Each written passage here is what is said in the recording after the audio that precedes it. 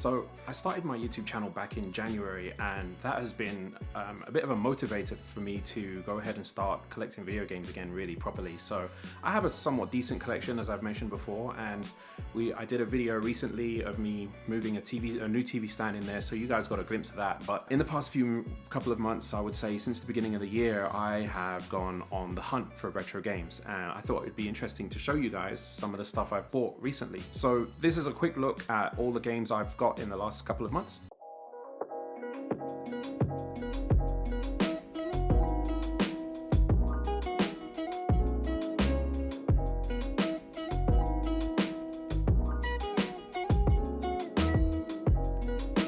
So Nintendo forms the core of my games collection. I collect all games really, or as much as I can, but Nintendo is the core of it, so I'm going to start with the Nintendo stuff. First thing on the list, had to get myself an American Nintendo. So I have actually bought a fair few American games since I got here, and there's no easy way to get them to work on a UK machine, if at all. I'm not really sure. So got myself an American NES, and I'm super happy about that because I have just about 120 NES games in here, and I haven't been able to test a single one. So the plan is at some point in the next couple of weeks, I'm going to do a video of me getting all these games out, testing them all out and showing you maybe some of my highlights. There's tons of games in here I've never even heard of before.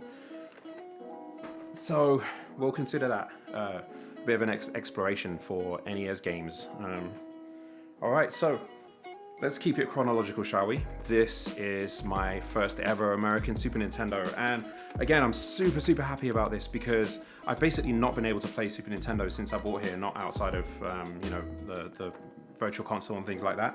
So now that I have one of these, I'm going to start collecting American Super Nintendo games, and I can't wait because this is one of my favorite consoles of all time. So I was browsing around on Facebook Marketplace, and I found a guy selling not one, not two, but actually 3 Gamecubes. I only have 2 here because I gave one of them to my neighbor, and he was selling them for something like 60 bucks. It was so cheap, I basically couldn't not buy it. I already have 5 Gamecubes, by the way, in various forms. I have a Panasonic Q, a Gamecube from each region, and a couple of color variants. But American Gamecubes, and these things are dying, you know, the CD drives and these things are dying. So I really wanted to get some more to make sure that I don't have to ever worry about, or at least not for the foreseeable future, I have to worry about my Gamecubes pooping out on me. So a couple more Gamecubes. So this is the box to my original DS that I got way back in 2004 when it first came out, and I cracked it open the other day to have a quick look at it. I like to just browse around my old games, why not, right? And I realized it's not in here, which is kind of upsetting because if it's not in here, I actually just don't know where it is, and that kind of sucks. So went online and got myself a replacement, at least something to calm the nerves for now.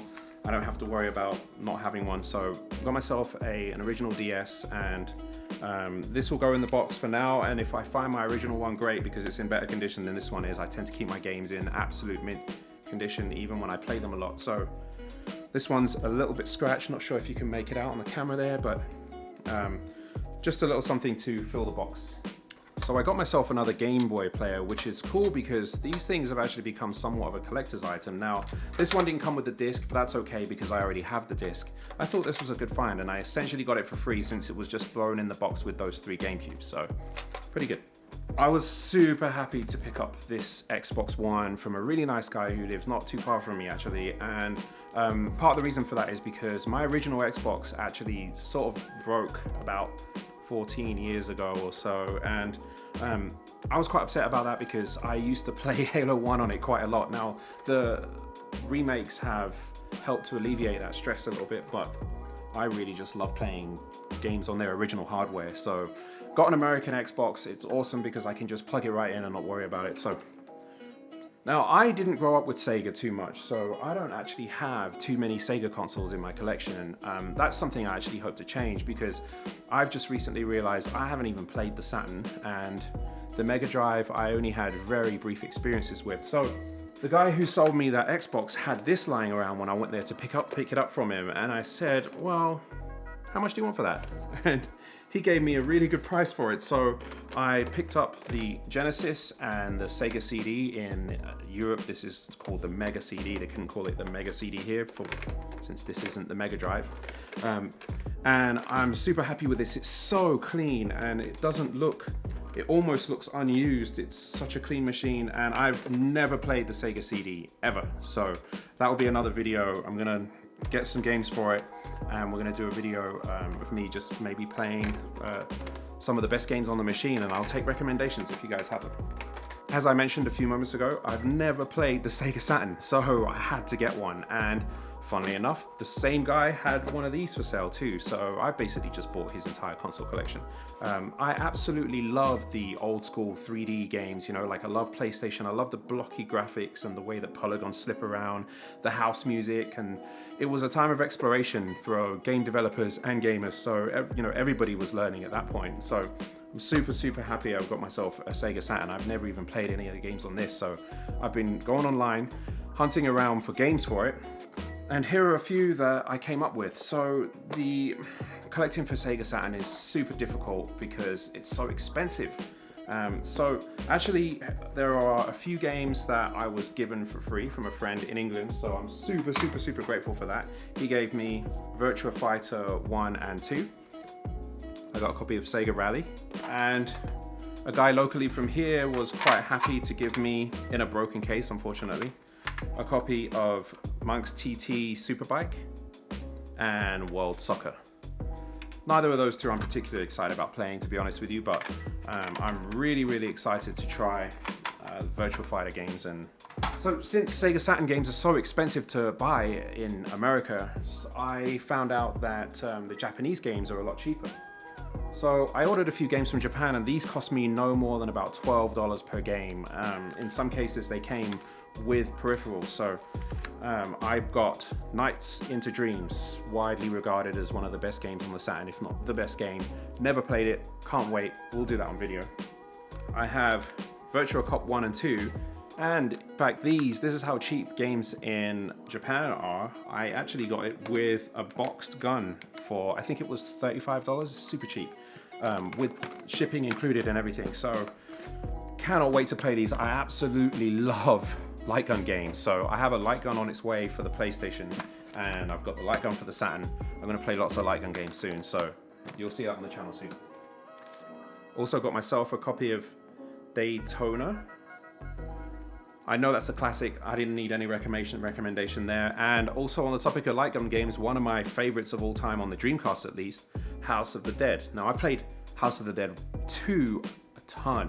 Never played House of the Dead 1 outside of the arcade at least. And even in the arcades, I don't remember it being around for much. I didn't really go to the arcades that much, unfortunately. So I remember House of the Dead 2, I remember seeing that in the arcades, but House of the Dead 1 I've barely seen, and so I'm actually super happy to have it finally on console at home. So, alright guys, and I saved a little special treat for last. I went to Japan in January, and I thought it'd be a great opportunity for me to go and check out something cool, buy some cool video games. So many of you will recognize this. Of course, this is Zelda 2 on NES, but a lot of you may have never even seen this. This is essentially the same game. It is Zelda 2 for the Famicom disk system. And while I was there, I got Zelda 1 with it too. So the original Zelda and Zelda 2 on disk system. And these games were in the Famicom disk system, which at the time when I bought them, they looked cool. I couldn't not buy them, so I bought them. I didn't have one, so I got myself one of those too. This is a Famicom, which is essentially the Japanese version of the Nintendo NES, the original Nintendo. It's exactly the same internally, in terms of technology at least. It plays the same games. This is the console itself. It just was significantly smaller than the US one, which was made bigger to suit Western tastes apparently. And this piece below it is the disc system. So this plays the little yellow discs, and one of the benefits of it at the time was that it had expanded memory beyond the cartridges. So you would get better music and sound effects in those games, the ability to save directly to the cart. That was something that was quite rare back in those times. So I am really happy to have this. I've been wanting one of these for absolutely ever. So that's another thing, guys. If you're planning to buy retro video games, seriously give Japanese games a try. As long as they're not RPGs, if they're platformers, beat 'em ups and stuff like that, things that you don't need language for, buy the Japanese ones, because not only are they usually cheaper to get, but they're in such amazing condition. It often makes me wonder what these Japanese kids were doing with these things. Did they have them in bubble wrap between play sessions? They weren't kicked around the floor. They don't have Coke spilt on them and cornflakes hidden in them and all that stuff. They're in such good condition. The games, the discs,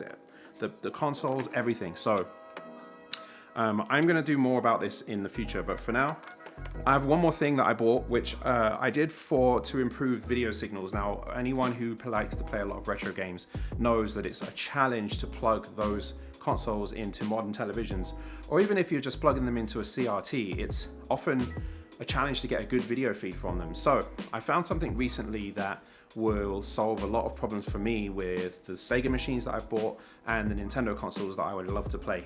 So these are HD Retrovision cables. They are component cables, so they are high quality red, green, blue cables that can go into a lot of more modern CRT TVs, or when I say modern, obviously the later runs of CRT TVs, and you'll still find component inputs on a lot of modern HD TVs, so that's also another good way to get these consoles plugged into HD TVs.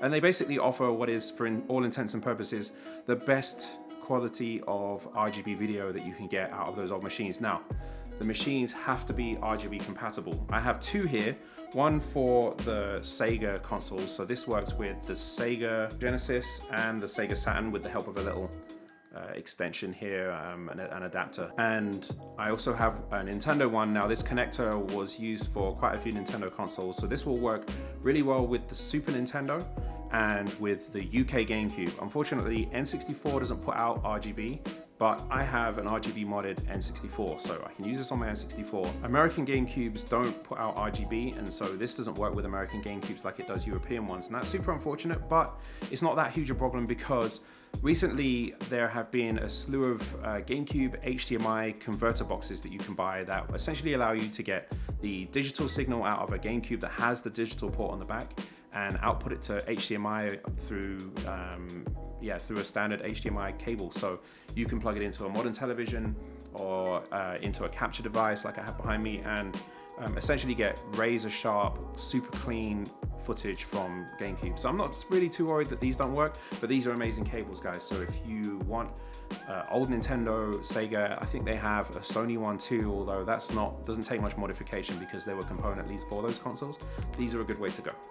I don't think I've bought that many retro games in such a short space of time ever before, so I'm super excited to have gotten all these US consoles. It basically means that my games room is now fully functional. When it comes to Nintendo, at least, I can now play from NES all the way up to the Switch with American consoles, American games, and they'll work. So I've been pretty much locked out of NES and SNES and most of my N64 collection for a long time. Now I have those consoles, I can start collecting some American stuff and it'll be awesome. All right, guys, that's all for today. Thank you very much for watching. I really appreciate it. If you could hit the subscribe, like the video, help me grow the channel, I really appreciate it. And I'll be doing lots more on all this stuff soon. So I'll catch you later. Thanks.